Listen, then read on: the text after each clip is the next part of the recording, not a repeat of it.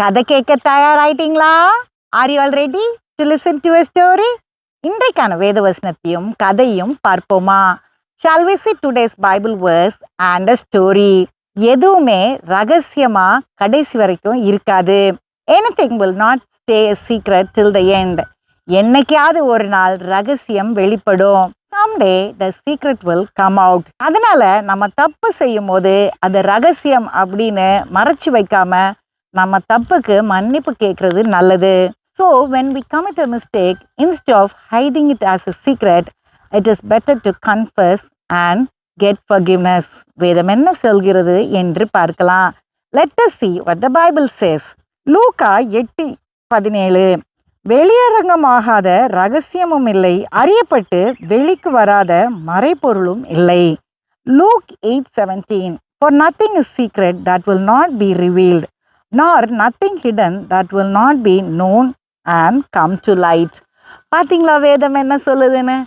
எல்லாமே வெளிச்சத்துக்கு வருமா? See what the Bible says.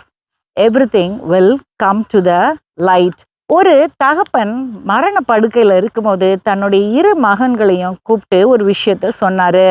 A father who was on his deathbed called his 2 sons and said something. அவர் சொன்னாரு, காட்டுக்குள்ள ஒரு பகுதியில் நான் புதையல் ஒளிச்சு வச்சிருக்கேன், அதை எடுத்து 2 பேரும் பங்கு போட்டுட்டு உங்க மீதி வாழ்க்கைக்கு அதை பயன்படுத்திக்கிங்க அப்படின்னு. The father said, I have hidden some treasure in the forest. Both of you go find it and take it, divide it equally and use it for your future. 2 சகோதரர்களும் தகப்பன் இறந்த பிறகு அந்த புதையலை எடுக்க போனாங்க. Both the brothers went together to take the treasure after their father's death. புதையலை கண்டுபிடிச்சாங்க. திரும்பி அதை எடுத்துட்டு வர்ற வழியில both of them found the treasure. While they were bringing it back, மூத்த சகோதரன் இளைய சகோதரனை அடிச்சு கொண்டுறான். The elder brother kills the second son. அதுக்கப்புறம் அவனுடைய எலும்புகளை அந்த காட்டுக்குள்ளேயே போட்டுட்டு அவன் ஊருக்குள்ள வந்து நல்ல சந்தோஷமா வாழ்றான். He leaves the bones of the younger brother in the forest and comes back to the village and lives happily. எல்லார்கிட்டையும் ஒரு காட்டு விலங்கு என்னுடைய தம்பி அடிச்சு கொன்னுருச்சு அப்படின்னு சொல்லிடுறான். He says to everyone that a wild animal killed my brother. சில ஆண்டுகளுக்கு அப்புறம் ஒரு ஆடு மேய்ப்பன் காட்டு வழியா போகும்போது இந்த எலும்புகளை பார்க்குறான்.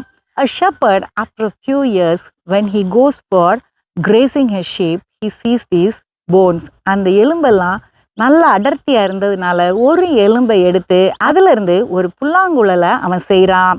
The bones were very strong, so he took one bone and made a flute. அந்த புல்லாங்குழலை அவன் இசைக்க ஆரம்பிக்கும் போது அதுல இருந்து வித்தியாசமான ஒரு ஓசை வந்தது.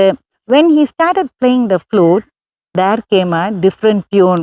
என்னுடைய அண்ணன் தான் என்னை அடிச்சு சாகடிச்சிட்டான் இந்த காட்டுக்குள்ள அப்படின்னு ஒரு சத்தம் அந்த புல்லாங்குழல்ல இருந்து வந்தது. My brother killed me in this forest. That was the tune of the flute. அதுக்கப்புறம் உண்மை வெளிப்பட்டுச்சு. மூத்த சகோதரனை போலீஸ் வந்து பிடிச்சிட்டு போயிட்டாங்க. The truth came out and the elder brother was arrested. என்னைக்காவது ஒரு நாள் உண்மை வரும், அதனால கவனமா இருங்க. Someday the truth will be out, so be careful. அடுத்த கதையில் சந்திப்போம். Let us meet in the next story.